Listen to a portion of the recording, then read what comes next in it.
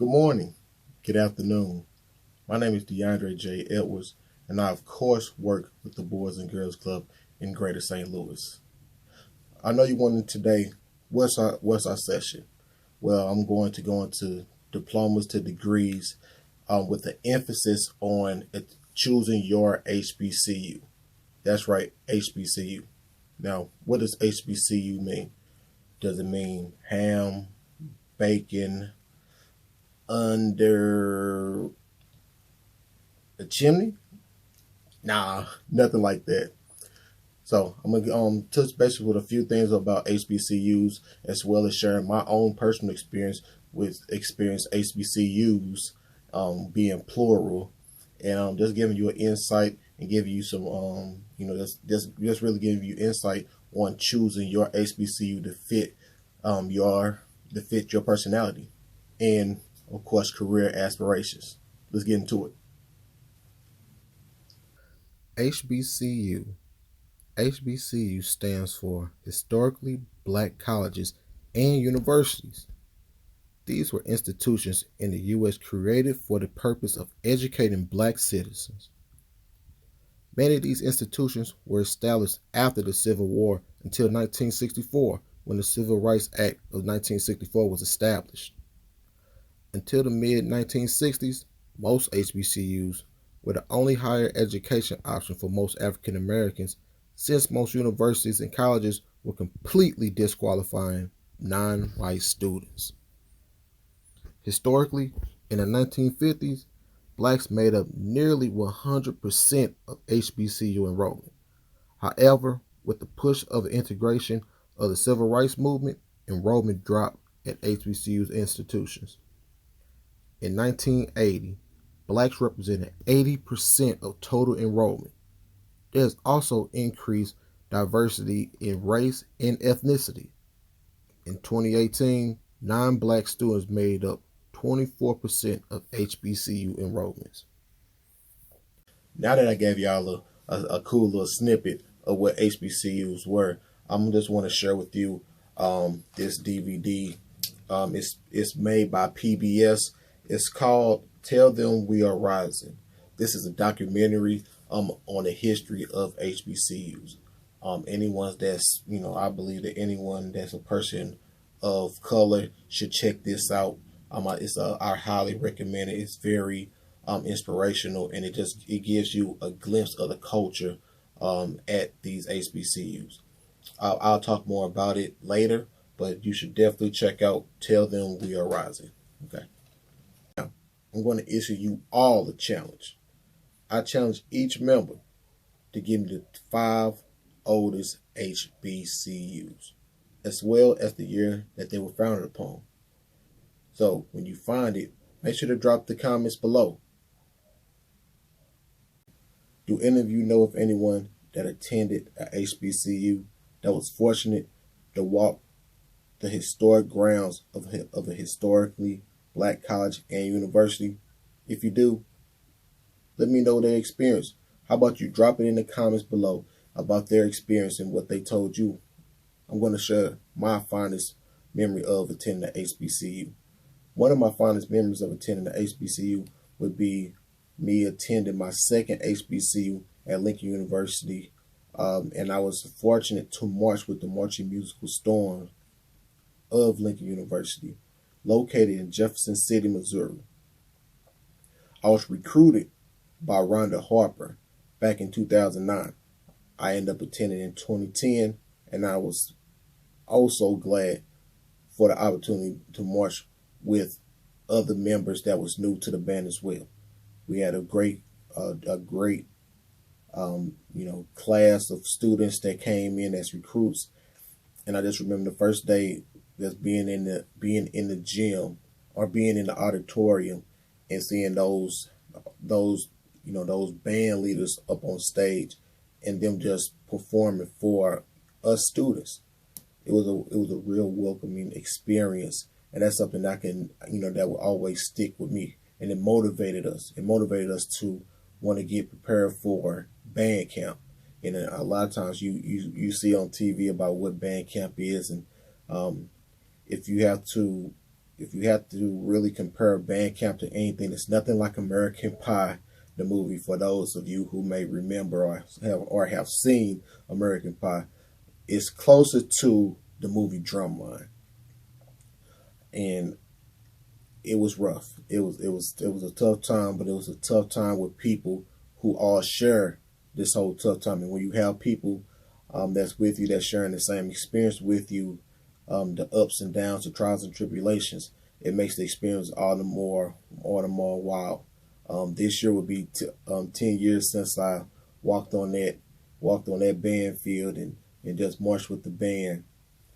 So it's something that I always hold dear to my heart.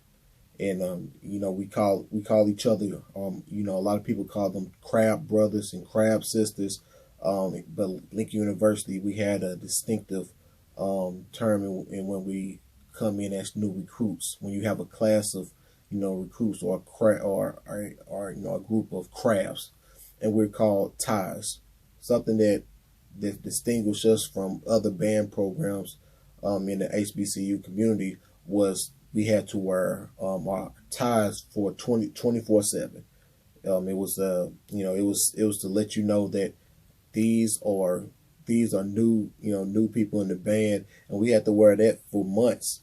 I remember being in the dorm room. You can't leave your dorm room without this tie. You need to wear your tie, all day, every day. I wore my tie all the time. When I came back home, I made sure to wear a tie.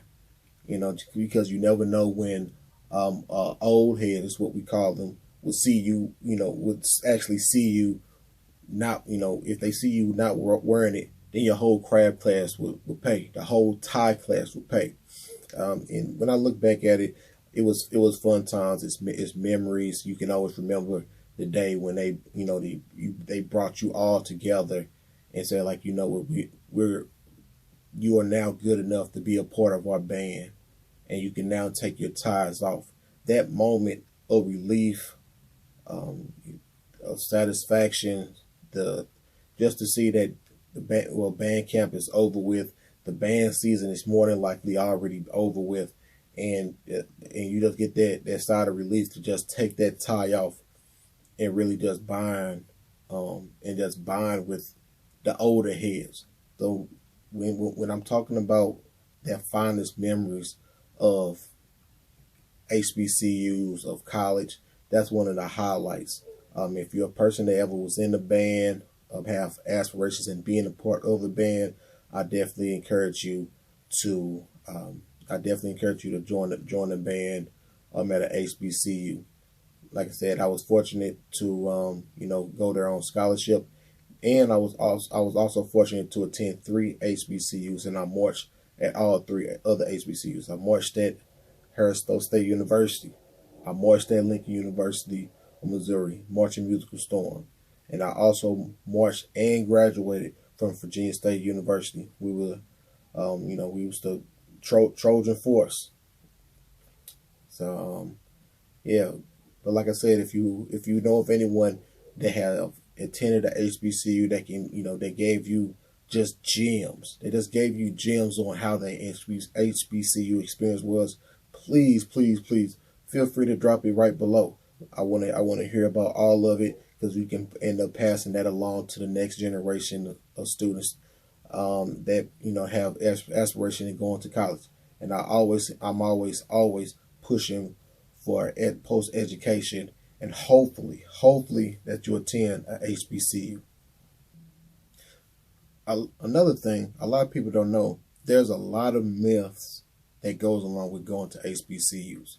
So I'm here to share some of the ones that annoy me the most, and some that are that's talked about quite often, just so you don't have this you don't have this thing in the back of your head of HBCUs isn't good enough. ... Rada. Okay. So I'm about to show you a few myths, and hopefully I can go ahead and disprove all those things. And if anybody that's watching this have attended a HBCU, if you know some myths, please go ahead and drop them below and tell me how you disproved it, or just share your some of the myths that you hear about HBCUs. Let's get to it. HBCU myths. First myth: HBCUs are party schools. The reality is that college students party at every school. All you have to do is check out flicks such as Accepted, American Pie 2, or Road Trip to see the tomfoolery youngsters indulge in daily at predominantly white institutions, also known as PWIs. It's up to parents and young adults to determine the type of environment, i.e., city versus rural setting, school size, and university versus college, that would be the best to help the student thrive. Myth 2: HBCU graduates won't be able to find gainful employment. In 2015, poll released by Gallup Purdue University revealed that African American students who attended HBCUs not only reported a higher rate of postgraduate employment, but they also reported a high level of satisfaction in how they were treated by their professors and overall confidence when entering the workplace. Myth 3: HBCU students receive an inferior education. Graduate schools and corporations recruit heavily from HBCUs, particularly those with highly ranked academic programs. Although inequalities in endowments, the amount of money a school has raised and fund initiatives between HBCUs and PWIs create large gaps in funding that impact some resources, many black colleges after highly competitive programs and facilities.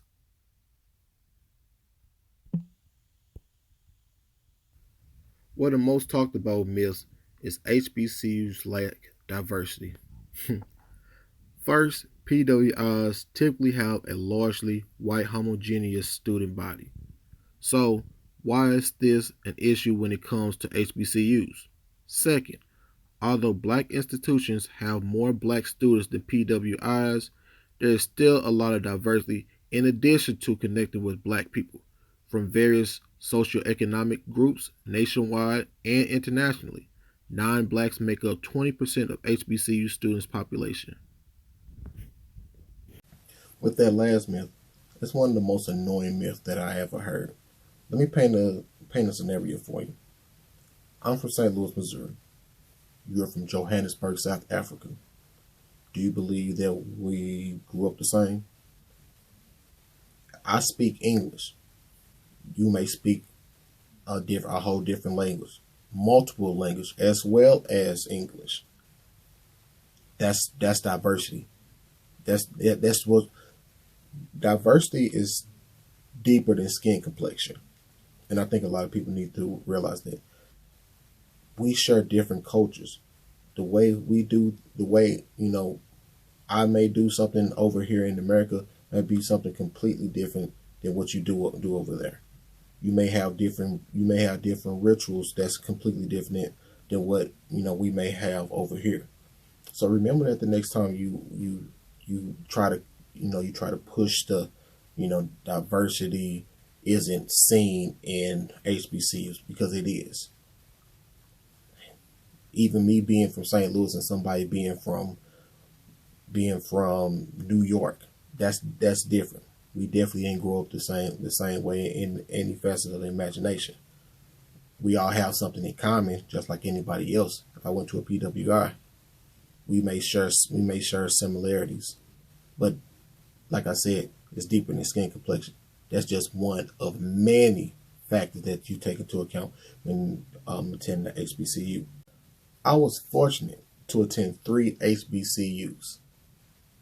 From those 3 HBCUs, I chose one. When I say I chose one, it was by intention that I chose to attend the HBCU. The first 2 was I didn't know anything about it. I just know that it was a school that I really wanted to attend, and I ended up realizing that okay, I heard about it, but I didn't so much as choose those 2 schools.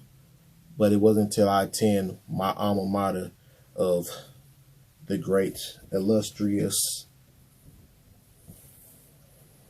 Virginia State University, located in Petersburg, Virginia. If you haven't heard of it, I suggest that you take a look into it. Hopefully, I can see you at a homecoming. Hopefully, you attend my alma mater. I suggest anyone go to a HBCU, as well as my, specifically my HBCUs. But yeah, you should definitely you should definitely take into account your personality when choosing HBCUs. That's the point of this video. What are some things that you can do to choose your HBCUs? Location: big city or small town. Are you ready to venture far away from your home? Would you be able to handle the cultural differences in a foreign land? Be realistic about the campus setting that you will enjoy the most. Whether you choose a school in a rural or urban area, there are pros and cons of each setting. If possible, it is recommended to visit the school of your choice prior to the final selection. Currently, there are 107 HBCUs in the United States, out of which maximum are located in the southern part. Check the website of the colleges you are interested in to find when you can tour. Size. Which size does not guarantee that a particular college is right for you. Enrollment numbers can give you a clue in finding the ideal college. Larger universities like North Carolina A&T State University and Texas Southern University may offer a wide range of courses and more number of colleges within the university system, whereas a smaller college such as Miles College and Payne College may offer smaller class size and may be more personal in comparison to a large black college. However, if you fancy a busy and exciting lifestyle of a large campus, then one of these top 10 largest HBCUs would make an excellent choice. Cost. Even though attending a college is a wise investment in itself, the cost involved to make it happen cannot be neglected. Expenses like tuition fees, books, supplies, room, transportation, and personal should be taken into account. Calculate the total cost and then figure out if you can afford the college you're interested in. Remember that some costs are listed by hour, while others are for the entire school year. Either way, make sure to search early for scholarships, grants, and financial aids. Academic programs. When it comes to HBCUs, from liberal arts focused private colleges to public colleges with a focus on trades, there are many options at your fingertips. Browse the website of the particular school to find out if they offer the degree you are interested in. Going online will help you to learn about individual schools' academic programs, activities, campus facilities, and more. It will also give you insight into HBCU degree programs you have never considered. Also, when choosing your HBCU, please be sure to go on HBCU tours while also going to the school itself. It's a long process in trying to find your new home, but that's the whole goal of it. It's finding your new home for the next 4 years. So that's something that I encourage all students to do. Get your parents involved. Get them try to get them active in trying to go to these schools.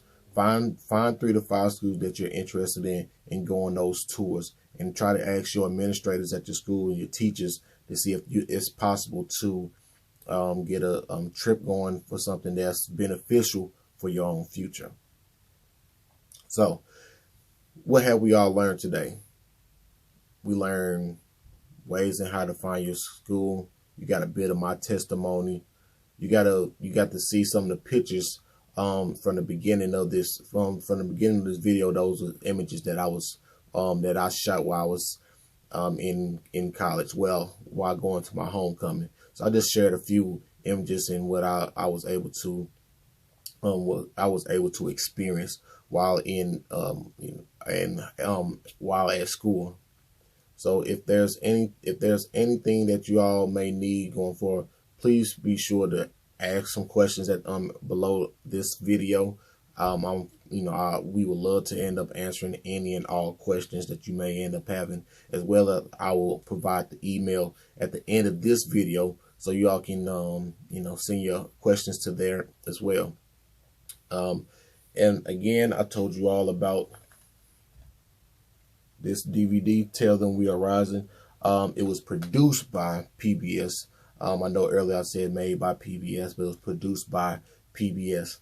I'm just going to read this piece behind this DVD so you can get an idea of what you can what you can expect from.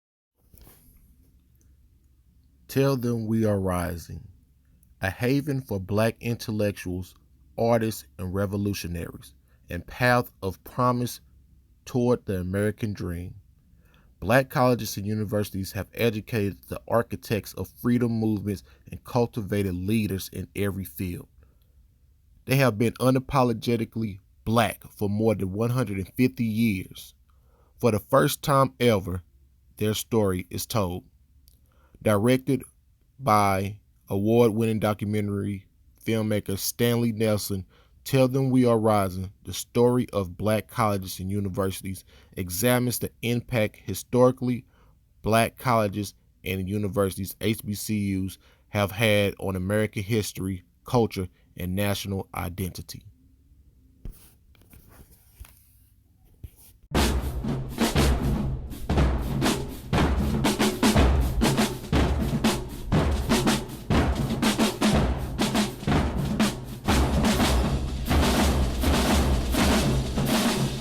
Colleges are spaces where Black people are affirmed.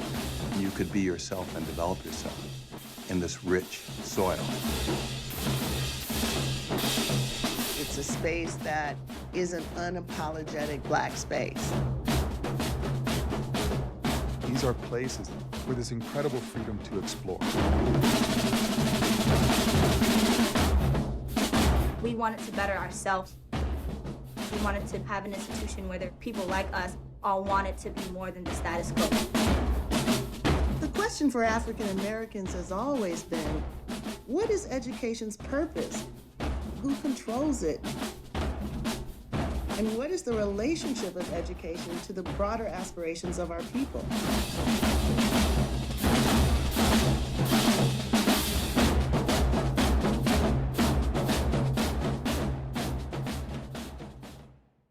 Closing.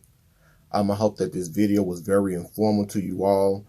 I hope that you got a little bit of inspiration to go out and do your own research in finding your HBCU or any school at that matter. You owe it to yourself to find your new home that'll be after high school. The sooner that you hop on, getting this research, the better you're well off after high school. So again, thank you all for tuning in. If you have any questions, please feel free to to email us. I'll be sure to leave the link at the end. Not the link, but I'll be sure to leave the email up for you all to email us any questions. I would love to answer any questions about HBCUs. Please feel free to drop anything in the comments below.